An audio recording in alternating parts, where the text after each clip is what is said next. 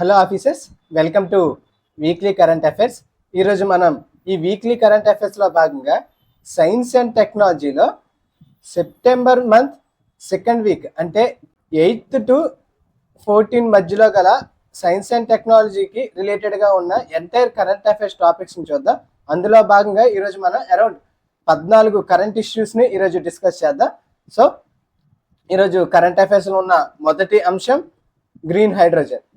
తాజాగా నరేంద్ర మోదీ గారు ఈ గ్రీన్ హైడ్రోజన్ పై 2వ అంతర్జాతీయ సదస్సులో మాట్లాడడం జరిగిందండి. అంటే ఏ విధంగా మాట్లాడారంటే, ఈ సదస్సులో ఇండియాను గ్లోబల్ గ్రీన్ హైడ్రోజన్ హబ్గా మార్చాలి, అంటే భారతదేశాన్ని గ్లోబల్లో గ్రీన్ హైడ్రోజన్ హబ్గా మార్చాలి అని ఈ సదస్సులో ప్రసంగించడం జరిగిందండి. సో దీనికి రిలేటెడ్గా మన భారతదేశం తీసుకుంటున్న ఇనిషియేటివ్స్ కానీ చొరవలు కానీ ఇందులో చూద్దాం. ఇందులో భాగంగానే భారతదేశం 2023లో నేషనల్ గ్రీన్ హైడ్రోజన్ మిషన్ను ప్రారంభించడం జరిగిందండి. ఎప్పుడు దీన్ని ప్రారంభించారు అంటే 2023లో దీన్ని ప్రారంభించడం జరిగింది. యాక్చువల్గా ఈ నేషనల్ గ్రీన్ హైడ్రోజన్ మిషన్ను 2021-22 బడ్జెట్లోనే ఆమోదించడం జరిగిందండి. ఓకే, ఏ బడ్జెట్లో దీన్ని ప్రకటించడం జరిగింది అంటే 2021-22 బడ్జెట్లో దీన్ని ప్రకటించడం జరిగింది. దీన్ని ఎప్పుడు ప్రారంభించారు అంటే 2023లో దీన్ని ప్రారంభించడం జరిగింది. సో అందులో భాగంగానే ఈ మిషన్ అనేది చాలా చాలా ఇంపార్టెంట్ అండి. సైన్స్ అండ్ టెక్నాలజీ మిషన్స్లో ఈ నేషనల్ గ్రీన్ హైడ్రోజన్ మిషన్ అనేది చాలా ఇంపార్టెంట్. దీన్ని ఎప్పుడు ప్రారంభించారు అంటే 2023లో దీన్ని ప్రారంభించడం జరిగింది. దీని యొక్క లైఫ్ స్పాన్ ఎప్పటి వరకు అంటే 2029-2030 వరకు అండి. సో 2023 నుంచి 2030 వరకు కూడా దీని యొక్క లైఫ్ స్పాన్ కలదు. అందులో భాగంగా కేంద్రం అనేది ఎన్ని కోట్ల బడ్జెట్ కేటాయించింది అంటే అరౌండ్ 19,000 కోట్ల బడ్జెట్ను ఈ పాలసీలో ప్రకటించడం జరిగిందండి. సో ఈ మిషన్ కోసం ఎన్ని కోట్ల బడ్జెట్ను ప్రకటించారు అంటే 19,000 కోట్లను ఈ మిషన్లో భాగంగా ప్రకటించడం జరిగింది. సో దీని యొక్క ముఖ్య ఉద్దేశం ఏమిటి అంటే గ్రీన్ హైడ్రోజన్ను భారతదేశంలో తయారు చేసి వీటిని విదేశాలకు ఎగుమతి చేయడం ఈ మిషన్ యొక్క ముఖ్య ఉద్దేశం అండి. సో అందులో భాగంగానే భారతదేశాన్ని ఒక గ్లోబల్ హబ్గా మార్చడం ఈ మిషన్ యొక్క ముఖ్య ఉద్దేశం. ఇది ఏ మినిస్ట్రీ ఆధ్వర్యంలో కలదు అంటే ministry of new and renewable energy అండి. ఇది చాలా ఇంపార్టెంట్. ఇది ఏ మినిస్ట్రీ ఆధ్వర్యంలో కలదు అంటే ministry of new and renewable energy. దీనిలో భాగంగానే ఈ నేషనల్ గ్రీన్ హైడ్రోజన్ మిషన్లో భాగంగానే ఇంకొక ముఖ్యమైన ప్రోగ్రామ్ను ప్రారంభించడం జరిగింది. అదే సైట్, SIGHT. సైట్ అనగా strategic intervention for green hydrogen transition అండి. సో బడ్జెట్లో 19,000 కోట్లను ఈ గ్రీన్ హైడ్రోజన్ మిషన్లో భాగంగా ప్రకటించగా అందులో ఈ సైట్ కార్యక్రమానికి అరౌండ్ 17,000 కోట్లను కేటాయించడం జరిగిందండి. ఈ సైట్ అనగా strategic intervention for green hydrogen transition అండి. దీనికోసం బడ్జెట్లో 17,000 కోట్లను కేటాయించడం జరిగింది. ఓకే, అందువల్ల ఈ సైట్ అనేది కూడా చాలా ఇంపార్టెంట్. ఈ సైట్ ప్రోగ్రామ్ను ఏ మిషన్లో భాగంగా ప్రకటించడం జరిగింది అనే విధంగా మనకు క్వశ్చన్స్ అడిగే ఛాన్స్ ఉంటుందండి. సో అందువల్ల ఈ సైట్ అనేది కూడా మనకి ఎగ్జామ్ పర్స్పెక్టివ్లో చాలా ఇంపార్టెంట్. ఈ నేషనల్ గ్రీన్ హైడ్రోజన్ మిషన్లో ఖచ్చితంగా సైట్ని మనం గుర్తుపెట్టుకోవాలి. ఓకే, నెక్స్ట్ దీని యొక్క మెయిన్ ఉద్దేశం ఆల్రెడీ చూసాం. ఏమిటి అంటే భారతదేశాన్ని హైడ్రోజన్ తయారీలో గ్లోబల్ హబ్గా మార్చడం అండి. సో భారతదేశాన్ని హైడ్రోజన్ తయారీలో గ్లోబల్ హబ్గా మార్చడం ఈ పథకం యొక్క ఈ మిషన్ యొక్క ముఖ్య ఉద్దేశం అండి. సో అందులో భాగంగానే ఈ భారతదేశాన్ని గ్రీన్ హైడ్రోజన్లో గ్లోబల్ హబ్గా ఎలా మార్చుతున్నారు అనే దాని విషయంపై ఈ సదస్సులో కూడా డిస్కస్ చేయడం జరిగింది. అందులో భాగంగానే దీనికోసం అరౌండ్ $100 బిలియన్ పెట్టుబడుల అవసరం అనేది భారతదేశం పేర్కొనడం జరిగిందండి. ఈ పెట్టుబడుల కోసమే PPP, పబ్లిక్ ప్రైవేట్ పార్ట్నర్షిప్ అవసరమని ఇందులో భాగంగా పేర్కొనడం జరిగింది. సో ఈ నేషనల్ గ్రీన్ హైడ్రోజన్ మిషన్ యొక్క ముఖ్య లక్ష్యం ఏమిటి అంటే 2030 నాటికి 50 లక్షల మెట్రిక్ టన్నుల గ్రీన్ హైడ్రోజన్ ఉత్పత్తి చేయడం ఈ మిషన్ యొక్క ముఖ్య లక్ష్యం అండి. ఈ లక్ష్యాలు కూడా చాలా ఇంపార్టెంట్.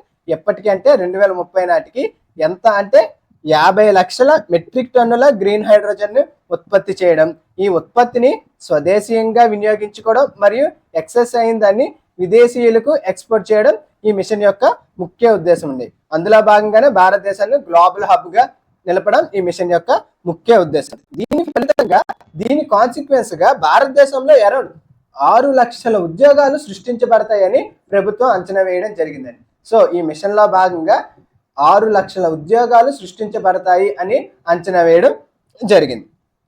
ఓకే, అది ఫ్రెండ్స్ దీనికి రిలేటెడ్గా ఉన్న entire national green hydrogen mission. So ఇందులో భాగంగానే ఇది కరెంట్ అఫైర్స్ లో నిలవడం జరిగింది.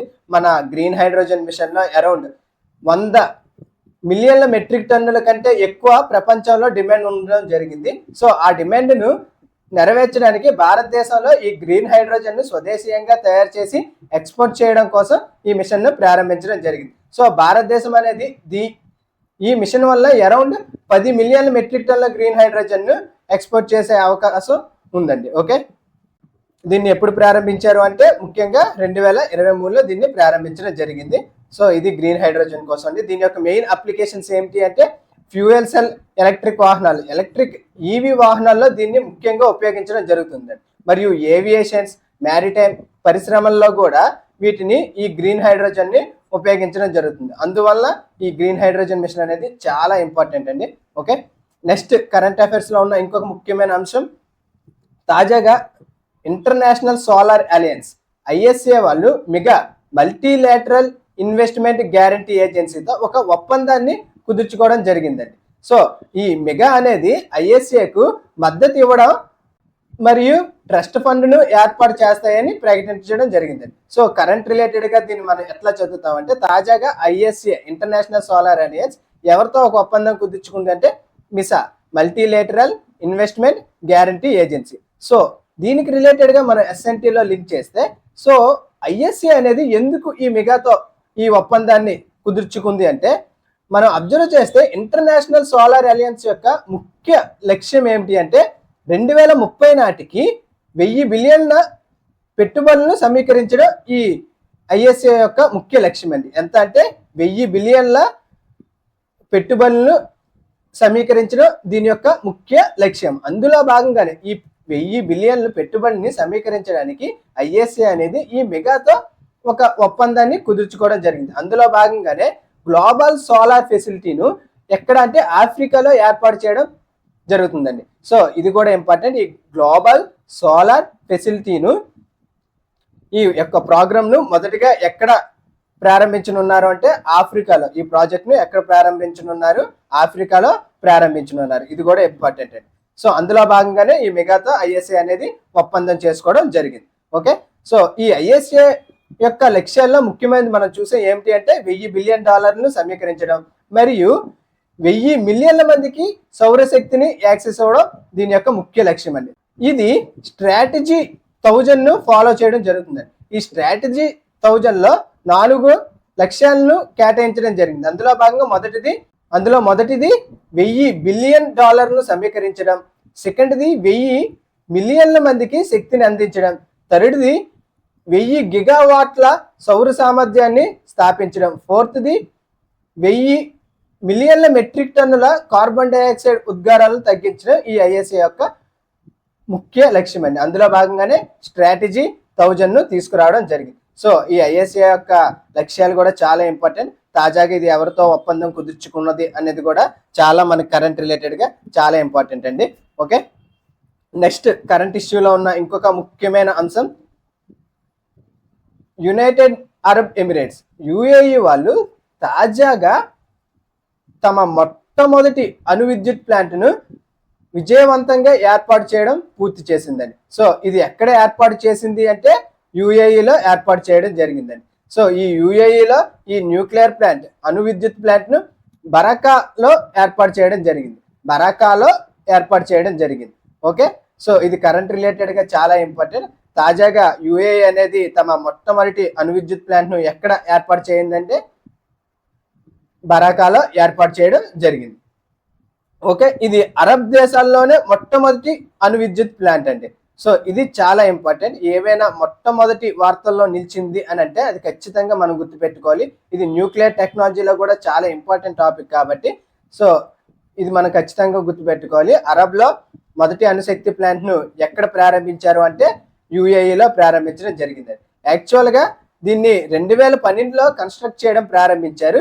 దీనిలో మొత్తంగా 4 రియాక్టర్లు కలువు, కానీ దీని యొక్క మొదటి రియాక్టర్ 2020లోనే ప్రారంభించడం జరిగింది. సో ఈ 4 రియాక్టర్లు కూడా ఈ 2024కి కంప్లీట్ అవ్వడం జరిగింది. అందువల్ల ఇది వార్తల్లో నిలవడం జరిగింది. సో దీని వలన 21 మిలియన్ టన్నుల కార్బన్ ఉద్గారాలను తగ్గించవచ్చు అని అంచనా వేయడం జరుగుతుందండి. సో ప్రతి సంవత్సరం కూడా 21 మిలియన్ టన్నుల కార్బన్ ఉద్గారాలను తగ్గించవచ్చు అని అంచనా వేయడం జరిగింది. సో ఇది ప్రతి ఇయర్ కూడా ఎవ్రీ ఇయర్ కూడా ఈ ప్లాంట్ ద్వారా అరౌండ్ 40 టెరావాట్ల హవర్స్ విద్యుత్ను ఉత్పత్తి చేస్తుందండి. ఈ ప్లాంట్ అనేది ఎంత టెరావాట్ల విద్యుత్ను ఉత్పత్తి చేస్తుందంటే 40 టెరావాట్ల హవర్స్ విద్యుత్ను ఇది ఉత్పత్తి చేయడం జరుగుతుంది. సో ఈ విద్యుత్ ఉత్పత్తి అనేది దాదాపు న్యూజిలాండ్ యొక్క వార్షిక వినియోగానికి సమానమండి. సో అంత ఎక్కువ మొత్తంలో ఇది విద్యుత్ను ఉత్పత్తి చేయడం జరుగుతుంది. సో ఈ విద్యుత్ అనేది అరౌండ్ 25% తమ అవసరాలు తీర్చుతుందని యుఏఈ పేర్కొనడం జరిగింది. సో యుఏఈ అవసరాలకు ఇది 25% ఉంటుంది. దీని యొక్క విద్యుత్ను అధికంగా అబుదాబి నేషనల్ ఆయిల్ కంపెనీకు అందించడం జరుగుతుందండి. మరియు దాంతో పాటుగా ఎమిరేట్ స్టీల్స్ మరియు ఎమిరేట్ గ్లోబల్ అల్యూమినియానికి ఈ యొక్క విద్యుత్ను అందించడం జరుగుతుంది. ఈ శక్తిని ఈ 3 కంపెనీలకు ఈ యుఏఈ ప్రభుత్వం అందించడం జరుగుతుందండి. ఓకే, దీనికి రిలేటెడ్ గానే మన ఇండియాలో కల అణుశక్తి కార్యక్రమాలు చూద్దామండి. సో ఇది కూడా చాలా ఇంపార్టెంట్, ఎందుకంటే దీనికి రిలేటెడ్ గా మనము ఇండియాలో ఏం జరుగుతుంది, మన ఇండియాలో ఎటువంటి కార్యక్రమాలు ఈ అణుశక్తి కోసం తీసుకున్నారో తెలుసుకుందాం. అందులో భాగంగానే మన ఇండియాలో ఈ అణు కార్యక్రమాన్ని పర్యవేక్షించే అత్యంత ముఖ్యమైన సంస్థ ఏది అంటే డిఏఈ అండి. డిఏఈ. ఈ డిఏఈ అనగా department of atomic energy. DAE అనగా డిపార్ట్మెంట్ ఆఫ్ అటామిక్ ఎనర్జీ. దీన్ని ఎప్పుడు ప్రారంభించడం జరిగింది అంటే 1954లో దీన్ని ఏర్పాటు చేయడం జరిగింది. దీని యొక్క హెడ్ క్వార్టర్స్ ఎక్కడ కలదు? ముంబైలో కలదండి. ఈ డిఏఈ యొక్క హెడ్ క్వార్టర్స్ ఎక్కడ కలదు? ముంబైలో కలదు. ఇది ఎవరి క్రింద పనిచేస్తుందంటే ఇది చాలా ఇంపార్టెంట్. డైరెక్ట్ గా పిఎంఓ ఆఫీస్ కింద అండి, ప్రధానమంత్రి ఆఫీస్, ప్రైమ్ మినిస్టర్ ఆఫీస్ కింద ఇది డైరెక్ట్ గా పనిచేస్తుంది. అంటే దీని కార్యనిర్వాహాలు మొత్తం మాక్సిమం ప్రధానమంత్రి గారే చూసుకుంటారు. దీనిలో భాగంగానే దీని క్రింద పనిచేసే ఇంకొక ముఖ్యమైన కమిషన్ ఏమిటి అంటే atomic energy commission. Atomic energy commission ఇది ఎప్పుడు ఏర్పాటు చేయడం జరిగింది అంటే 1948లో దీన్ని ఏర్పాటు చేయడం జరిగింది. సో ఈ అటామిక్ ఎనర్జీ కమిషన్ భారతదేశంలో ఎప్పుడు ఏర్పాటు చేశారంటే 1948లో ఏర్పాటు చేయడం జరిగింది. దీనిలో భాగంగా దీని యొక్క కేంద్రం ఎక్కడ కలదంటే ఇది కూడా ముంబైలోనే కలదండి. దీని యొక్క కేంద్రం కూడా ముంబైలోనే కలదు. ఇది ఎప్పుడు పూర్తి రూపాన్ని దాల్చుకుంది అంటే 1958 నుంచి ఇది పూర్తి రూపాన్ని దాల్చుకుంటూ పనిచేయడం మొదలుపెట్టిందండి. ఇందులో మొత్తంగా ఎంతమంది సభ్యులు కలరు అంటే ఇందులో మొత్తంగా 11 మంది సభ్యులు కలరు. ఓకే, దీనికి రిలేటెడ్ గానే మన భారతదేశంలో గల పరిశోధన సంస్థలు ఇవి కూడా చాలా ఇంపార్టెంట్ అండి. సో మన భారతదేశంలో అణుశక్తి కార్యక్రమాల కోసం తీసుకొచ్చిన కొన్ని పరిశోధన సంస్థలు చూద్దాం. అందులో భాగంగానే మొదటిగా ఏర్పడిన పరిశోధన సంస్థ ఏంటి అంటే AMD atomic minerals directorate for exploration and research. Atomic mineral directorate for exploration and research. దీన్ని ఎప్పుడు ప్రారంభించడం జరిగింది అంటే 1948లో దీన్ని ప్రారంభించడం జరిగింది. ఇది భారతదేశంలోనే అణుశక్తికి సంబంధించి అతి పురాతనమైన సంస్థ అండి. సో అందువల్ల ఇది ఫస్ట్ సంస్థ కాబట్టి ఇది ఖచ్చితంగా ఇంపార్టెంట్ ఏఎండి అనేది. తరువాత బార్క్, బిఏఆర్సి, బార్క్ అనగా బాబా అటామిక్ రీసెర్చ్ సెంటర్. దీన్ని ఎప్పుడు ఏర్పాటు చేయడం జరిగింది అంటే 1954లో ఏర్పాటు చేయడం జరిగింది. ఇది DAE department of atomic energy కింద అతి పెద్ద సంస్థ అండి. ఇది డిఏఈ క్రింద అతి పెద్ద సంస్థ. ఓకే, నెక్స్ట్ చాలా ఇంపార్టెంట్ ఇంకొక పరిశోధన సంస్థ ఐజిసిఏఆర్, Indira Gandhi centre for atomic research. Indira Gandhi centre for atomic research. దీన్ని ఎప్పుడు ప్రారంభించడం జరిగిందంటే 1971లో ప్రారంభించడం జరిగింది. నెక్స్ట్ ఇంకొక important విఈసిసి, variable energy cyclotron centre. మరియు ఆర్ఆర్సిఏటి, Raja Ramanna centre for advanced technology. ఈ 5 కూడా భారతదేశంలో పరిశోధన సంస్థలు అండి. సో ఎగ్జామ్ పర్స్పెక్టివ్ లో ఇది చాలా ఇంపార్టెంట్. క్రింది వాటిలో భారతదేశంలో గల పరిశోధన సంస్థలు గుర్తించండి అనే విధంగా ఛాన్స్ ఉంటుంది. సో దీనికి రిలేటెడ్ గానే మనము అణుశక్తి కార్యక్రమాలు చూద్దామండి. భారతదేశంలో గల అణుశక్తి కార్యక్రమాలు చూద్దాం. సో భారతదేశంలో మొత్తంగా 3 దశల్లో ఈ అణుశక్తి కార్యక్రమాలు కలవండి. ఎన్ని దశలు అంటే 3 దశలు. ఇవి చాలా ఇంపార్టెంట్ అండి ఈ దశలు అనేది. దీనికి రిలేటెడ్ గానే ఆల్రెడీ గ్రూప్ 1 లో కూడా బిట్ అడగడం జరిగింది. ఏపీపీఎస్సి గ్రూప్ 1 లో కూడా బిట్ అడగడం జరిగింది. సో ఇందులో భాగంగా మొదటి దశ అనేది ప్రెజరైజ్డ్ హెవీ వాటర్ రియాక్టర్ అండి, PHWR. ఈ ప్రెజరైజ్డ్ హెవీ వాటర్ రియాక్టర్ లో ఇంధనంగా సహజ యురేనియం ను యూజ్ చేస్తారు. సో ఈ 3 దశల్లో కూడా ఇంధనాలను కానీ మితకారుల్ని కానీ ఖచ్చితంగా గుర్తుపెట్టుకోవాలి. ఇందులో భాగంగానే ఈ మొదటి దశలో ఇంధనంగా ఏం యూజ్ చేశారంటే సహజ యురేనియం ను ఇంధనంగా యూజ్ చేయడం జరిగింది. మితకార్నిగా మరియు కూలెంట్ గా భారజాలంను D2O ను యూజ్ చేయడం జరిగింది. సో ఈ మొదటి దశలో ఇంధనంగా సహజ యురేనియంను, మితకార్నిగా మరియు కూలెంట్ గా భారజలంను DTO ను యూజ్ చేయడం జరిగిందండి. సో ఇందులో భాగంగానే ఈ మొదటి దశ అణుశక్తి కార్యక్రమంలో భాగంగానే ఏర్పాటు చేసిన మొట్టమొదటి రియాక్టర్ ఏమిటి అంటే బాయిలింగ్ వాటర్ రియాక్టర్ అండి. దీన్ని ఎక్కడ ఏర్పాటు చేశారు అంటే తారాపూర్. ఇది చాలా ఇంపార్టెంట్ అండి. దీన్ని మొదటిగా ఎక్కడ ఏర్పాటు చేశారు అంటే తారాపూర్. ఈ తారాపూర్ ఎక్కడ కలదు? మహారాష్ట్రలో కలదు. దీని నిర్మాణంలో సహాయం అందించింది ఎవరు అంటే అమెరికా సహాయం అందించడం జరిగింది. దేనికి అంటే Tarapur boiling water reactor. Okay, దీన్ని ఎప్పుడు ఏర్పాటు చేయడం జరిగింది? 1969లో ఏర్పాటు చేయడం జరిగింది. సో ఈ బాయిలింగ్ వాటర్ రియాక్టర్ ను తారాపూర్ లో ఏ సంవత్సరం ఏర్పాటు చేయడం జరిగింది అంటే 1969లో ఏర్పాటు చేయడం జరిగింది. దీనికి ఏ దేశం సహాయం అందించింది అంటే అమెరికా సహాయం అందించడం జరిగింది. సో మనకి న్యూక్లియర్ ఎనర్జీలో మనకు చాలా దేశాలు కూడా ప్లాంట్స్ ను ఏర్పాటు చేయడానికి సహాయం అందిస్తూ ఉన్నాయండి. అందువల్ల కూడా ఏ దేశం ఏ ప్లాంట్ లో తమ యొక్క సహాయం అందించాయి అనేది కూడా మనం ఎగ్జామ్ పర్స్పెక్టివ్ లో ఖచ్చితంగా గుర్తుపెట్టుకోవాలి. సో ఈ తారాపూర్ కు ఎవరు సహాయం అందించారంటే అమెరికా సహాయం అందించడం జరిగింది. ఏ ఇయర్ అంటే దీన్ని ఏర్పాటు చేయడం జరిగింది 1969లో ఏర్పాటు చేయడం జరిగింది. నెక్స్ట్ దీని తర్వాత 2 ప్రెజరైజ్డ్ హెవీ వాటర్ రియాక్టర్స్ ను రాజస్థాన్ లో రావత్ భట్ అండి. ప్రెజరైజ్డ్ హెవీ వాటర్ రియాక్టర్స్ ను రాజస్థాన్ లో రావత్ భట్ లో RAPS-1 పేరుతో ఏర్పాటు చేయడం జరిగిందండి. సో ఎక్కడ అంటే రావత్ భట్. ఈ రావత్ భట్ ఎక్కడ కలదు అంటే రాజస్థాన్ లో కలదు. సో దీనికి ఎవరు సహాయం అందించారు? ఈ RAPS-1 నిర్మాణానికి ఎవరు సహాయం అందించారంటే కెనడా సహాయం అందించడం జరిగింది. సో తారాపూర్కి అయితే అమెరికా అయితే ఈ రావత్ భట్ లో ఉన్న న్యూక్లియర్ ప్లాంట్ కు నిర్మాణానికి కెనడా సహాయం అందించడం జరిగిందండి. సో అందువల్ల ఇది ఇంపార్టెంట్. సో కెనడా అనేది రావత్ భట్, అమెరికా అనేది తారాపూర్ కండి. ఓకే, సో ఇక్కడ ఈ రావత్ భట్ లోనే RAPS-2 అనే ప్లాంట్ ను కూడా ఏర్పాటు చేయడం జరిగిందండి. సో ఈ రావత్ భట్ లోనే RAPS-2 అనే ప్లాంట్ ను కూడా ఏర్పాటు చేయడం జరిగింది.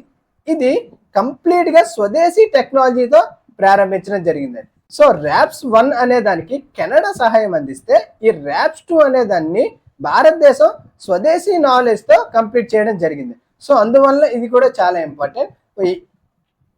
ఏ ప్లాంట్ ను స్వదేశీ టెక్నాలజీతో పూర్తి చేశారు, ఏ ప్లాంట్ ను కెనడా సహాయం అందించారు అనేది కూడా మనకి చాలా ఇంపార్టెంట్.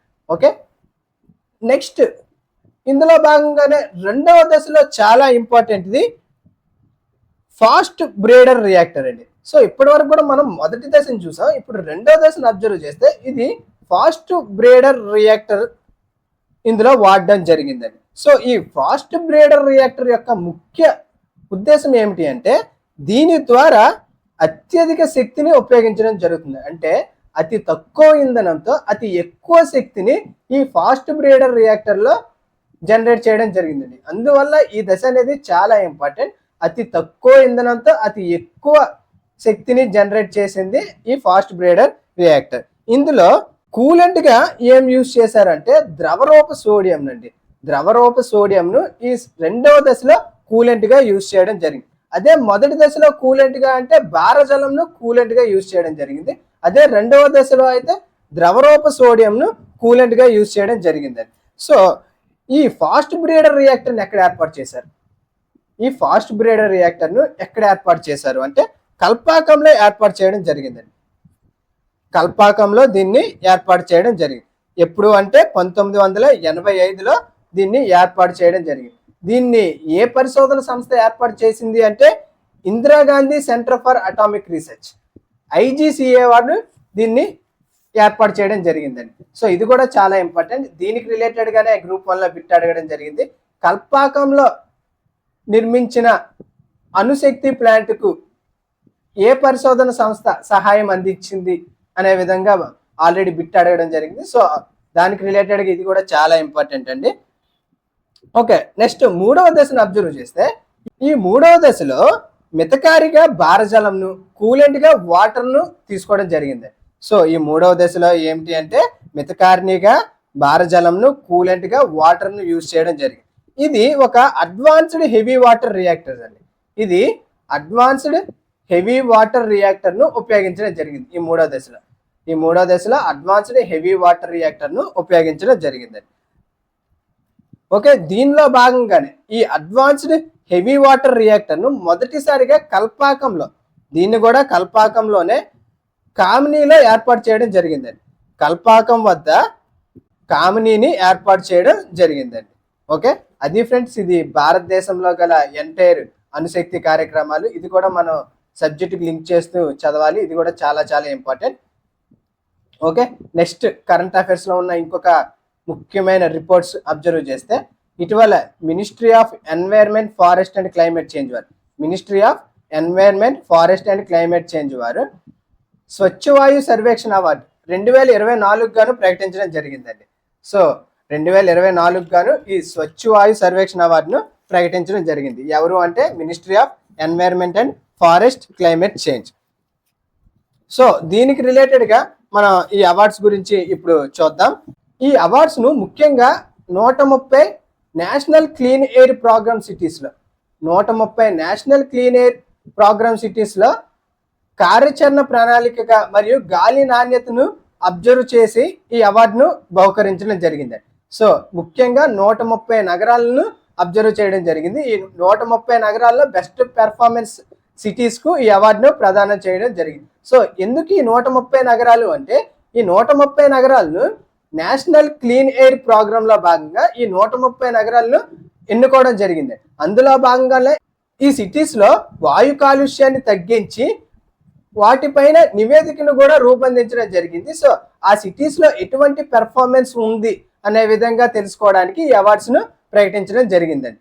సో అందులో భాగంగానే కేటగిరీ 1లో అంటే 10 లక్షల కంటే ఎక్కువ జనాభా గల మొదటి ర్యాంకును సూరత్ నిలవడం జరిగిందండి. అంటే మొదటి స్థానంలో సూరత్ నిలవడం జరిగింది. ఈ ర్యాంక్స్ అనేది చాలా ఇంపార్టెంట్. అదే కేటగిరీ 2 3 నుంచి 10 లక్షల మధ్యలో అయితే ఫిరోజాబాద్ అనేది మొదటి స్థానంలో నిలవడం జరిగింది. అదే కేటగిరీ 3 3 లక్షల కంటే తక్కువ జనాభా గల నగరాల్లో రాయ్బరేలీ మొదటి స్థానంలో నిలిచిందండి. సో సూరత్, ఫిరోజాబాద్, రాయ్బరేలీ ఈ 3 సిటీలను కూడా మనము ఖచ్చితంగా గుర్తుపెట్టుకోవాలండి. ఎగ్జామ్ పర్స్పెక్టివ్లో 10 లక్షల కంటే ఎక్కువ అయితే సూరత్ అని, అదే 3 లక్షల నుండి 10 లక్షల మధ్య అయితే ఫిరోజాబాద్, అదే 3 లక్షల కంటే తక్కువ అయితే రాయ్బరేలీ. ఈ 3 సిటీస్ కూడా మనం ఎగ్జామ్ పర్స్పెక్టివ్లో ఖచ్చితంగా గుర్తుపెట్టుకోవాలి. సో దీనికి రిలేటెడ్ గానే మనము ఈ నేషనల్ క్లీన్ ఎయిర్ ప్రోగ్రామ్ చూద్దాం. దీన్ని ఎప్పుడు ప్రారంభించడం జరిగింది అంటే 2019లో ministry of environment, forest and climate change వాళ్ళు ప్రారంభించడం జరిగింది. దీనిని ఎయిర్ పొల్యూషన్ యాక్ట్ 1981 ప్రకారం మరియు సిపిసిబి కేంద్ర కాలుష్య నియంత్రణ మండలి ద్వారా అమలు చేయడం జరుగుతుందండి. సో దేశం మొత్తంగా దీన్ని ఏ చట్టం, ఏ బోర్డు ద్వారా అమలు చేయడం జరుగుతుంది అంటే ఎయిర్ పొల్యూషన్ యాక్ట్ 1981 మరియు సిపిసిబి ద్వారా దేశం మొత్తం దీన్ని అమలు చేయడం జరుగుతుంది. సో దీనిలో భాగంగానే దేశవ్యాప్తంగా వాయు కాలుష్య సమస్యను సమగ్ర పద్ధతిలో పరిష్కరించడానికి ఇది దీర్ఘకాలిక మరియు జాతీయ స్థాయి వ్యూహాలను రచించడం జరిగిందండి. సో దేశంలో గల వాయు కాలుష్యానికి పరిష్కారం అందించడం ఈ ఎన్సిఏపి యొక్క ముఖ్య లక్ష్యం అండి. సో అందులో భాగంగానే 2024 నాటికి 2017 స్థాయిలో పర్టికులర్ మ్యాటర్ 10ని 20 నుంచి 30% తగ్గింపు చేయాలని ఇది భావిస్తుందండి. సో ఈ టార్గెట్ అనేది చాలా ఇంపార్టెంట్. ఎప్పటికంటే 2024 నాటికి. సో బేస్ లైన్ ఏ ఇయర్ను బేస్ లైన్గా తీసుకున్నారు అంటే 2017. ఇక్కడ ఏ పొల్యూటెంట్ను తీసుకున్నారు అంటే పర్టికులర్ మ్యాటర్ 10ను 20 నుంచి 30% తగ్గించాలనే లక్ష్యంతో దీన్ని ప్రారంభించడం జరిగిందండి. సో ఇది కూడా చాలా ఇంపార్టెంట్. ఈ నేషనల్ క్లీన్ ఎయిర్ ప్రోగ్రామ్ను ఎప్పుడు ప్రారంభించారు అంటే 2019లో దీన్ని ప్రారంభించడం జరిగింది. సో ఇందులో భాగంగానే ప్రాణ పోర్టల్ అండి. ప్రాణ పోర్టల్ కూడా చాలా ఇంపార్టెంట్. సో ఈ నేషనల్ క్లీన్ ఎయిర్ ప్రోగ్రాంలో భాగంగానే ఈ ప్రాణ పోర్టల్ కూడా తీసుకురావడం జరిగింది. ఇది ఒక డాష్ బోర్డ్ అండి. ఇది 130 నగరాల యొక్క సమాచారాన్ని తన డాష్ బోర్డులో సమర్థవంతంగా సంగ్రహించి నిల్వ చేయడం జరుగుతుంది. సో అందువల్ల ఈ ప్రాణ పోర్టల్ కూడా ఇంపార్టెంట్. మనకి ఎగ్జామ్ పర్స్పెక్టివ్లో ఈ ప్రాణ పోర్టల్ అనేది దేనిలో భాగంగా అమలు చేస్తున్నారు అనేది కూడా ఇంపార్టెంట్. సో అందువల్ల ఈ ప్రాణ పోర్టల్ కూడా దీనికి చాలా ఇంపార్టెంట్. ఓకే, నెక్స్ట్ ఇంకొక ముఖ్యమైన platform air quality management exchange platform అండి. దీన్ని ఎవరు అభివృద్ధి చేశారు అంటే climate and clean air coalition వాళ్ళు. Climate and clean air coalition వాళ్ళు ఈ ఎయిర్ క్వాలిటీ మేనేజ్మెంట్ ఎక్స్చేంజ్ ప్లాట్ఫామ్ను అభివృద్ధి చేయడం జరిగిందండి. దీని యొక్క ముఖ్య ఉద్దేశం ఏమిటంటే గాలి నాణ్యత నిర్వహణ కోసం మార్గదర్శకాలను ఇవ్వడం ఈ ప్లాట్ఫామ్ యొక్క ముఖ్య ఉద్దేశం అండి. సో ఇది గాలి నాణ్యత కోసం మార్గదర్శకాలను ఈ ప్లాట్ఫామ్ ద్వారా అందించడం జరుగుతుందండి. దీన్ని ఎవరు ప్రారంభించారు అంటే క్లైమేట్ మరియు క్లీన్ ఎయిర్ కోయిలేషన్. క్లైమేట్ మరియు క్లీన్ ఎయిర్ కోయిలేషన్ వారు దీన్ని ప్రారంభించడం జరిగింది. దీన్ని ఎప్పుడు స్థాపించారు అంటే 2012లో దీన్ని స్థాపించడం జరిగిందండి. సో ఇది కూడా చాలా ఇంపార్టెంట్ అండి. ఇది ఒక ఇంటర్నేషనల్ కొలాబరేషన్. అందువల్ల ఇది కూడా ప్రపంచవ్యాప్తంగా గుర్తింపు పొందింది కాబట్టి ఈ కోయిలేషన్ కూడా చాలా ఇంపార్టెంట్. దీన్ని ఎప్పుడు ప్రారంభించారు? 2012లో ప్రారంభించడం జరిగింది. ఇందులో భాగంగా అంటే యునైటెడ్ నేషన్ ఎన్వైర్న్మెంట్ ప్రోగ్రాంలో భాగంగా దీన్ని ప్రారంభించడం జరిగింది. యుఎన్ఈపిలో భాగంగా దీన్ని ప్రారంభించడం జరిగింది. ఓకే, దీనిలో టోటల్గా 160కి పైగా దేశాలు భాగస్వామ్యంగా మరియు ఇందులో అంతర్ ప్రభుత్వ సంస్థలు, ప్రభుత్వేతర సంస్థలు కూడా భాగస్వామ్యంగా గలవు. దీన్ని ఎప్పుడు ప్రారంభించారు అంటే 2012లో ప్రారంభించడం జరిగింది. దీన్ని మొదటిగా 6 దేశాలండి, Bangla, Canada, Ghana, Mexico, Sweden, USA, ఈ 6 దేశాలు కలిపి దీన్ని ప్రారంభించడం జరిగింది. మొదటిగా దీన్ని ఎన్ని దేశాలు ప్రారంభించాయంటే 6 దేశాలు ప్రారంభించాయి. ఇందులో భారతదేశం కలదా అంటే ఇందులో భారతదేశం లేదు అని. ఈ ప్రారంభ దశలో భారతదేశం ఈ కోయిలేషన్లో భాగంగా లేదు. కానీ భారతదేశం ఎప్పుడు ఇందులో చేరింది అంటే 2019లో భారతదేశం ఈ కోయిలేషన్లో భాగస్వామిగా చేరడం జరిగిందండి. ఓకే, దీని యొక్క ముఖ్య ఉద్దేశం ఏమిటి? ఈ కోయిలేషన్ యొక్క ముఖ్య ఉద్దేశం ఏమిటి అంటే వాయు కాలుష్యాన్ని నడిపించే అంటే వాయు కాలుష్యానికి కారణమైన methane, black carbon, HFC, hydrofluorocarbon మరియు ట్రోపోస్పియరిక్ ఓజోన్, ఈ కాలుష్య కారకాలన్నిటినీ కూడా తగ్గించడానికి ఈ కోయిలేషన్ అనేది పనిచేస్తుంది. అంటే ఎయిర్లో గల కాలుష్యాలను తగ్గించడం ఈ కోయిలేషన్ యొక్క ముఖ్య ఉద్దేశం. నెక్స్ట్ కరెంట్ అఫైర్స్లో ఉన్న ఇంకొక ముఖ్యమైన అంశం, తాజాగా బీపీ కొలంబో అనేది మెర్క్యూరీ యొక్క దక్షిణ ధ్రువాన్ని స్పష్టమైన వీక్షణను అందించడం జరిగింది. సో మెర్క్యూరీపై దక్షిణ ధ్రువం యొక్క ఫొటోస్ను అందించడం జరిగింది. ఏ ఉపగ్రహం అంటే బీపీ కొలంబో. సో దీనికి రిలేటెడ్గానే మనము మెర్క్యూరీ గ్రహంపై జరిగే పరిశోధనల గురించి ఏ అంతరిక్ష నౌకలు ఇప్పటి వరకు చేరుకున్నాయా అనే విషయం గురించి చూద్దాం. సో ఈ మెర్క్యూరీ గ్రహం అనేది చాలా ఇంపార్టెంట్ అండి. ఎందుకంటే ఇక్కడికి ఏదైనా ఒక అంతరిక్ష నౌక చేరాలి అంటే శని గ్రహం కంటే ఎక్కువ శక్తి అనేది ఈ గ్రహానికి రీచ్ అవ్వడం అవసరం అండి. సో ఈ గ్రహానికి రీచ్ అవ్వాలంటే, మెర్క్యూరీ గ్రహానికి రీచ్ అవ్వాలంటే శని గ్రహానికి ఎంత శక్తి అవసరమో అంతకంటే ఎక్కువగా దీనికి అవసరం అండి. అంటే యాక్చువల్గా ఇది భూమి నుంచి 2వ పొజిషన్లో ఉన్నా కానీ దీనికి రీచ్ అవ్వాలంటే చాలా ఎక్కువ శక్తి అవసరం. దీని యొక్క ముఖ్య కారణం ఏమిటి అంటే ఇది చాలా వేగంగా తిరగడం. సో ఈ మెర్క్యూరీ గ్రహం అనేది చాలా వేగంగా, అంటే ఒక సెకండ్కు 48 కిలోమీటర్ల వేగంతో ఇది ప్రయాణించడం జరుగుతుంది.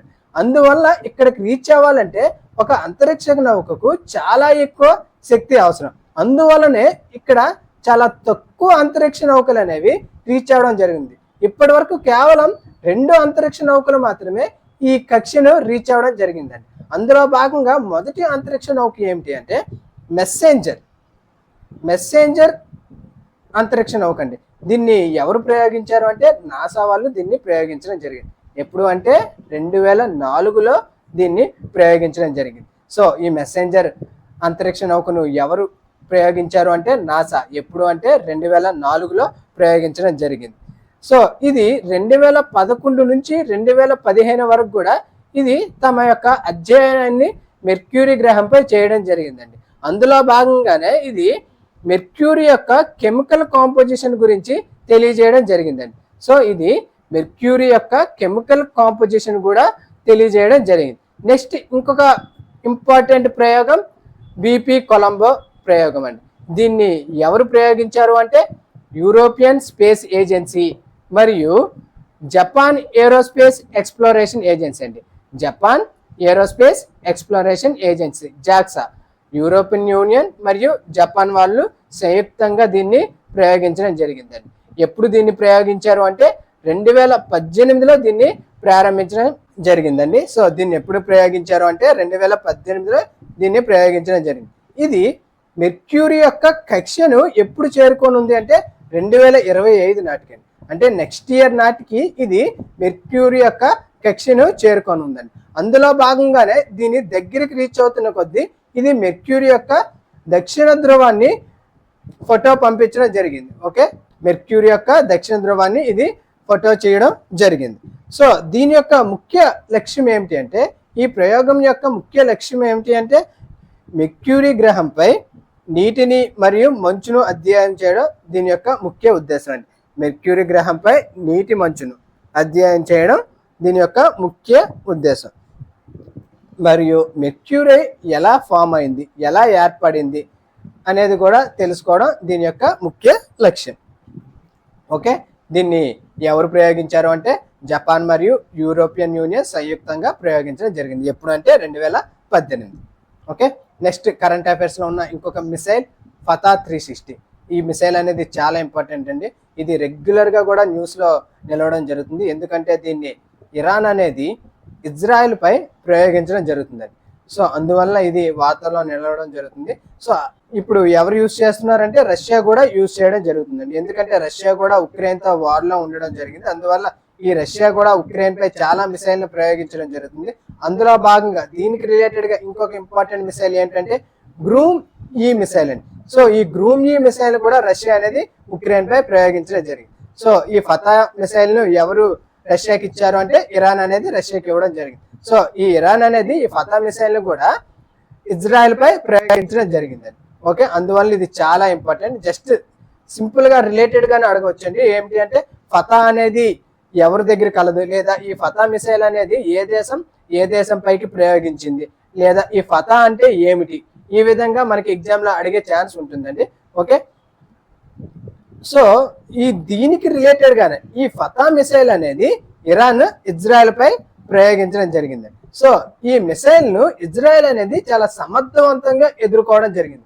సో ఇంత సమర్థవంతమైన మిసైల్ను కూడా ఇజ్రాయెల్ చాలా చాకచక్యంగా కూడా ఎదుర్కోవడం జరిగింది. సో దీనికి రిలేటెడ్గా ఇజ్రాయెల్ యొక్క డిఫెన్స్ సిస్టమ్, అంటే ఇజ్రాయెల్ అనేది ఏ డిఫెన్స్ సిస్టమ్ యూజ్ చేస్తుంది అంటే ఇజ్రాయెల్ అనేది ఐరన్ డోమ్ అనే డిఫెన్స్ సిస్టమ్ ను యూజ్ చేయడం జరుగుతుందండి. సో అది కూడా చాలా ఇంపార్టెంట్ అండి. ఇజ్రాయెల్ యూజ్ చేస్తున్న డిఫెన్స్ సిస్టమ్ ఏమిటి, మనకి ఎగ్జామ్ లో కూడా ఈ విధంగా అడిగే ఛాన్స్ ఉంటుంది. దీనికి రిలేటెడ్ గానే ప్రపంచవ్యాప్తంగా ఉన్న డిఫెన్స్ సిస్టమ్ పేట్రియాట్ మరియు థాడ్, ఈ రెండు కూడా అమెరికా కలిగి ఉందండి. ఈ డిఫెన్స్ సిస్టమ్ లో అమెరికా కలిగి ఉంది. సో ఆల్రెడీ ఈ డిఫెన్స్ సిస్టమ్స్ గురించి మనం డైలీ కరెంట్ అఫైర్స్ లో కూడా డిస్కస్ చేయడం అనేది జరిగింది. So 6th October daily current affairs లో వీటి గురించి ఎలాబరేటెడ్ గా కూడా డిస్కస్ చేయడం జరిగింది. సో ఇప్పుడు మనం దీన్ని పెరిఫరల్ గా చూద్దాం. ఏమిటి అంటే యునైటెడ్ స్టేట్స్ దగ్గర ఉన్న డిఫెన్స్ సిస్టమ్ ఏమిటి అంటే పేట్రియాట్ మరియు థాడ్. అదే రష్యా దగ్గర అయితే S-400. తాజాగా దీన్ని కూడా భారతదేశం అనేది కొనుగోలు చేయడం జరిగింది. సో భారతదేశం దగ్గర కూడా S-400 కలదు. సో తాజాగా భారతదేశం అనేది ప్రాజెక్ట్ కుషాలో భాగంగా తన యొక్క సొంత స్వదేశీ డిఫెన్స్ సిస్టమ్ ను ఏర్పాటు చేయడానికి ప్రణాళికను రూపొందించింది. సో అందులో భాగంగానే 2028-29 నాటికి భారతదేశం తమ యొక్క సొంత డిఫెన్స్ సిస్టమ్ కూడా ఏర్పాటు చేయనుందండి. సో ప్రస్తుతం అయితే భారతదేశం దగ్గర S-400 కలదు. అదే ఫ్రాన్స్ దగ్గర అయితే శాప్, దక్షిణ కొరియా దగ్గర అయితే KAMD, Korea air and missile defence అనేది దక్షిణ కొరియా దగ్గర కలదు. ఓకే, నెక్స్ట్ కరెంట్ టాపిక్ లో ఉన్న ఇంకొక ముఖ్యమైన మిసైల్ స్మార్ట్ షాడో మిసైల్ అండి. సో దీనిని ఉక్రెయిన్ వాళ్ళు రష్యా భూభాగాలపైకి లక్ష్యంగా చేసుకొని ప్రయోగించడం జరిగింది. సో అందువల్ల ఇది చాలా ఇంపార్టెంట్. మనం ఇంతవరకు రష్యా యొక్క మిసైల్ ను చాలా వరకు చూడడం జరిగిందండి. దీనిలో భాగంగానే ఉక్రెయిన్ యూజ్ చేసిన మిసైల్ ని ఇప్పుడు చూద్దాం. ఉక్రెయిన్ అనేది తాజాగా రష్యా భూభాగాలను లక్ష్యంగా చేసుకుంటూ స్మార్ట్ షాడో మిసైల్ ను ప్రయోగించడం జరిగిందండి. సో ఈ స్మార్ట్ షాడో మిసైల్ ని ఎవరు ప్రయోగించారు అంటే ఉక్రెయిన్ ప్రయోగించడం జరిగింది. సో దీన్ని ఎవరు తయారు చేశారు, అభివృద్ధి చేశారు అంటే యునైటెడ్ కింగ్డమ్ మరియు ఫ్రాన్స్ సంయుక్తంగా ఈ మిసైల్ ను తయారు చేయడం జరిగిందండి. వీటిని ఉక్రెయిన్ కు బహుమతిగా ఇవ్వడం జరిగింది. వీటినే ఉక్రెయిన్ వాళ్ళు రష్యా భూభాగాలపై ప్రయోగించడం జరిగింది. సో ఈ స్మార్ట్ షాడో మిసైల్ అనేవి India, Egypt, Italy, Greece, Saudi Arabia, Qatar, UAE ఈ అన్ని దేశాల దగ్గర కూడా ఈ స్మార్ట్ షాడో మిసైల్ అనేవి కలవండి. సో అందువల్ల ఇది కూడా చాలా ఇంపార్టెంట్. దీన్ని ఎవరు ప్రయోగించారు అంటే ఉక్రెయిన్ అనేది దీన్ని ప్రయోగించడం జరిగింది. మనకు ఎగ్జామ్ పర్స్పెక్టివ్ లో కూడా ఏ మిసైల్ ను ఏ దేశం ప్రయోగించింది అనేది కూడా చాలా ఇంపార్టెంట్. అందుకే ఈ ఉక్రెయిన్ ప్రయోగించిన ఈ స్మార్ట్ షాడో మిసైల్ కూడా చాలా important. Okay, next current affairs లో నిలిచిన ఇంకొక ముఖ్యమైన అంశం జోరావర్ ట్యాంక్స్ అండి. జోరావర్ ట్యాంక్స్ దీనిని ఎవరు అభివృద్ధి చేస్తున్నారు అంటే DRDO మరియు LNT వాళ్ళు సంయుక్తంగా అభివృద్ధి చేయడం జరుగుతుంది. సో ఈ జోరావర్ ట్యాంక్స్ ను ఎవరు అభివృద్ధి చేస్తున్నారు? DRDO మరియు LNT. దీనిలో భాగంగానే ప్రాజెక్ట్ జోరావర్ గురించి తెలుసుకుందాం. ప్రాజెక్ట్ జోరావర్ దీని యొక్క ముఖ్య ఉద్దేశం, ఈ ప్రాజెక్ట్ యొక్క ముఖ్య ఉద్దేశం ఏమిటంటే తేలికపాటి అంటే లైట్ వెయిట్ ట్యాంక్స్ ను అభివృద్ధి చేయడం ఈ ప్రాజెక్ట్ జోరావర్ యొక్క ముఖ్య ఉద్దేశం అండి. అందులో భాగంగానే ఈ తేలికపాటి అంటే 20 నుంచి 25 టన్నుల వెయిట్ గల ట్యాంకులను తేలికపాటి యుద్ధ ట్యాంకులు అంటారండి. ఈ తేలికపాటి యుద్ధ ట్యాంకులను ప్రాజెక్ట్ జోరావర్ లో భాగంగా అభివృద్ధి చేయడం దీని యొక్క ముఖ్య లక్ష్యం అండి. ఓకే, సో అందులో భాగంగానే ఈ జోరావర్ ట్యాంకులను ఎవరు అభివృద్ధి చేశారు అంటే DRDO మరియు ప్రైవేట్ రంగ సంస్థ అయిన LNT వాళ్ళు సంయుక్తంగా అభివృద్ధి చేయడం జరిగిందండి. సో దీనికి జోరావర్ అనే నామకరణం ఎట్లా వచ్చింది అంటే టిబెట్ లో అనేక విజయవంతమైన విజయాలకు నాయకత్వం వహించిన లెజెండరీ జనరల్ జోరావర్ సింగ్ పేరు మీదుగా దీనికి జోరావర్ పేరును పెట్టడం జరిగిందండి. ఓకే, దీన్ని ఎవరు అభివృద్ధి చేశారంటే DRDO మరియు LNT అనేది ఇందులో చాలా ఇంపార్టెంట్. నెక్స్ట్ కరెంట్ టాపిక్ లో ఉన్న ఇంకొక ముఖ్యమైన అంశం INS మాల్పే మరియు INS ముల్కీ. ఈ రెండు కూడా anti submarine warfare shallow water crafts అండి. సో ఈ రెండు కూడా anti submarine warfare shallow water craft. ఇది ఏ రకానికి చెందిందండి? ఇది చాలా ఇంపార్టెంట్. అందువల్ల ఇది మనం గుర్తుపెట్టుకోవాలి. Anti submarine warfare shallow water craft. ఏ నౌకలు అంటే INS మాల్పే మరియు INS ముల్కీ. దీన్ని ఎవరు అభివృద్ధి చేశారు? ఇది చాలా important. Cochin ship yard limited CSL వాళ్ళు దీన్ని అభివృద్ధి చేయడం జరిగిందండి. So CSL Cochin ship yard limited వాళ్ళు దీన్ని అభివృద్ధి చేయడం జరిగింది. ఓకే, ఈ అభివృద్ధి కోసం మినిస్ట్రీ ఆఫ్ డిఫెన్స్ రక్షణ మంత్రిత్వ శాఖ వాళ్ళు ఈ CSL తో 2019లో ఒప్పందం ప్రకారం వీటిని తయారు చేయడం జరిగింది. ఎవరెవరు ఒప్పందం చేసుకున్నారు, ఎప్పుడు చేసుకున్నారు, దీన్ని ఎవరు నిర్మించారు అనేది ఈ టాపిక్ లో ముఖ్యమైన అంశాలండి. ఓకే, నెక్స్ట్ కరెంట్ అఫైర్స్ లో ఉన్న ఇంపార్టెంట్ ఎక్సర్సైజెస్ లో ఎక్సర్సైజ్ అల్ నజా ఎవరెవరి మధ్య అంటే ఇది భారత్ మరియు ఒమన్ మధ్య ఒక ఆర్మీ అండి. ఇది ఆర్మీ ఎక్సర్సైజ్. ఎవరి మధ్య అంటే భారత్ మరియు ఒమన్ మధ్య. ఈ ఎక్సర్సైజ్ పేరు ఏమిటి అంటే అల్ నజా ఎక్సర్సైజ్. ఇది ఎన్నో ఎడిషన్ అంటే 5వ edition, 5th edition.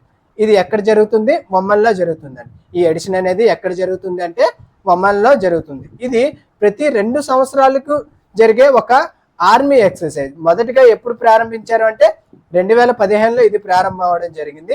Last edition ఎక్కడ జరిగిందంటే రాజస్థాన్లో జరిగింది. ఇది ప్రతి ఇయర్ కూడా ఆల్టర్నేట్ గా జరుగుతుంది. ఈ ఇయర్ అనేది ఒమన్లో సలాల్లో జరుగుతుంది. దీన్ని ఎప్పుడు ప్రారంభించారు అంటే 2015. ఇది ఎన్నో ఎడిషన్ అంటే 5th ఎడిషన్. ఇది ఎవరెవరి మధ్య అంటే భారత్ మరియు ఒమన్ మధ్యన. ఇది ఏ ఎక్సర్సైజ్ అంటే ఆర్మీ ఎక్సర్సైజ్. ఇవన్నీ ఇది చాలా ఇంపార్టెంట్. ఈ టాపిక్స్ అన్ని కూడా మనం ఖచ్చితంగా గుర్తుపెట్టుకోవాలి. దీనికి రిలేటెడ్ గానే భారత్ మరియు ఒమన్ మధ్య జరిగే ఎక్సర్సైజులు చూద్దాం. ఆర్మీలో అయితే ఇప్పుడే చూసాం, అల్-నజా అనేది భారత్ మరియు ఒమన్ మధ్య జరుగుతుంది. అదే నేవల్లో అయితే నసీం ఆల్ బహర్ అనేది నేవల్ ఎక్సర్సైజ్. అదే ఎయిర్ ఫోర్స్ లో అయితే ఈస్టర్న్ బ్రిడ్జ్ అండి. ఎయిర్ ఫోర్స్ లో అయితే ఈస్టర్న్ బ్రిడ్జ్ అనేది భారత్ మరియు ఒమన్ మధ్య జరిగే ఎక్సర్సైజ్. ఓకే, వార్తల్లో నిలిచిన ఇంకొక ముఖ్యమైన ఎక్సర్సైజ్ యుద్ధ అభ్యాస్. ఇది ఎన్నో ఎడిషన్ అంటే 20వ ఎడిషన్ అండి. ఈ ఎక్సర్సైజ్ యుద్ధ అభ్యాస్ ఎన్నో ఎడిషన్ అంటే 20వ ఎడిషన్. ఇది ఎక్కడ జరుగుతుంది అంటే రాజస్థాన్ లో జరుగుతుందండి. ఈ 2024 ఎడిషన్ రాజస్థాన్ లో జరుగుతుంది. ఎవరెవరి మధ్య అంటే ఇది భారత్ మరియు అమెరికా మధ్య ఒక సైనిక వ్యాయామం అండి. ఇది సైనిక వ్యాయామం ఎప్పుడు ప్రారంభమైందంటే 2004లో ఇది ప్రారంభమైంది. ఇది దీనికి రిలేటెడ్ గా ఉన్న చాలా ఇంపార్టెంట్ అండి. ఇది ఎన్నో ఎడిషన్ అంటే 20వ ఎడిషన్. ఈ ఎడిషన్ ఎక్కడ జరుగుతుంది అంటే రాజస్థాన్ లో జరుగుతుంది. ఎవరెవరి మధ్య భారతదేశం మరియు అమెరికా మధ్య. ఇది ఏ ఎక్సర్సైజ్ అంటే సైనిక ఎక్సర్సైజ్ అండి.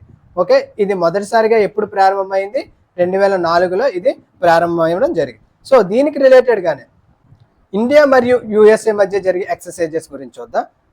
ఆర్మీలో అయితే ఇప్పుడే చూసాం కదండి, ఎక్సర్సైజ్ యుద్ధాభ్యాస్ మరియు వజ్ర ప్రహార్ కూడా ఆర్మీలో కండక్ట్ చేసే ఎక్సర్సైజ్ అండి. అదే నేవీలో అయితే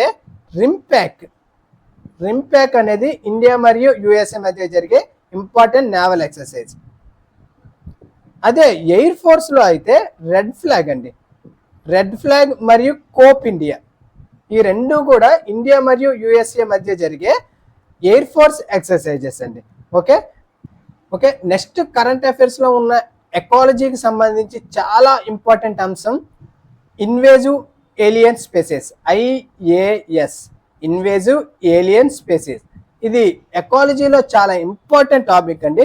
ఎందుకంటే మనకి ఎగ్జామ్ పర్స్పెక్టివ్ లో కొన్ని స్పెసీస్ నేమ్ ఇచ్చి ఇవి ఇన్వేజివ్ స్పెసీస్ కాదా లేదా అనే విధంగా అడుగుతాడండి. అందువల్ల మనం ఖచ్చితంగా కూడా వీటి యొక్క నేమ్స్ ను గుర్తుపెట్టుకోవాలి. సో దీనికి రిలేటెడ్ గా ఎకాలజీలో ఉన్న టాపిక్ ని చూద్దాం.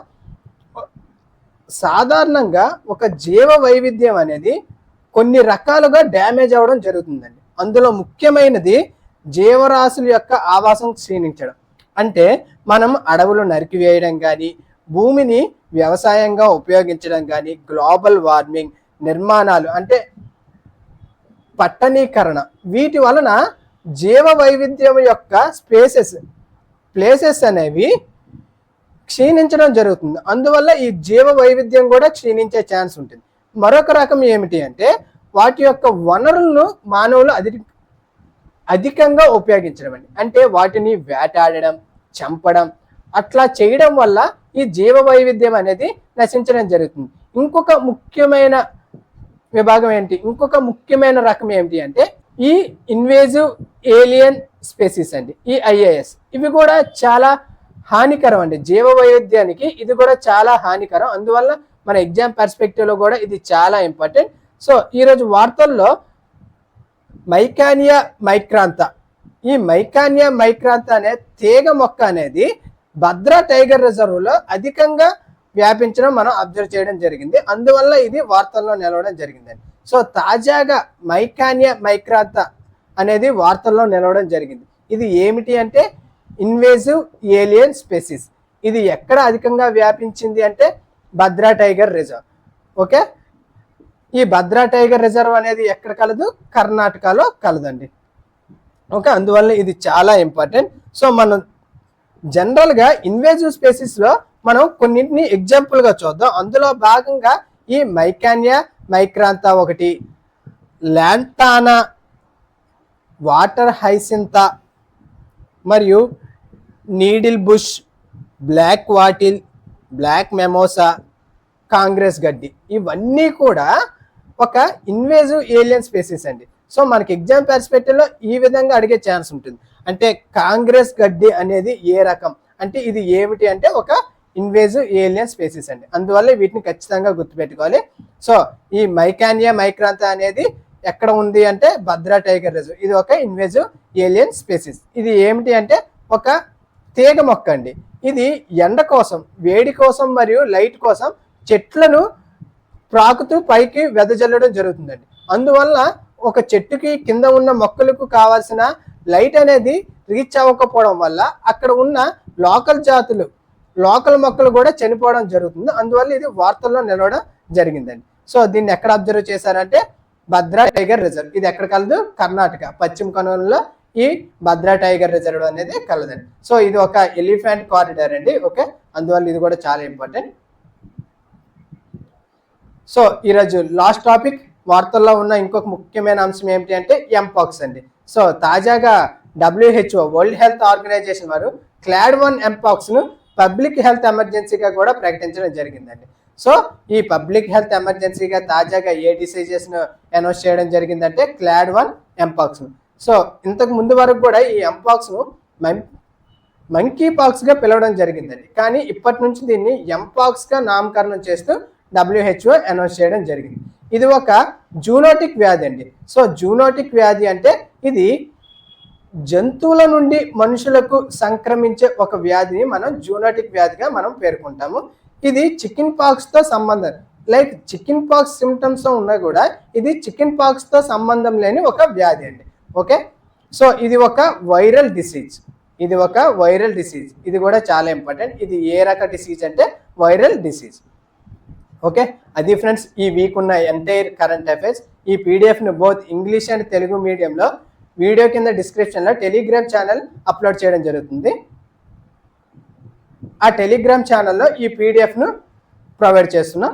Thank you for watching.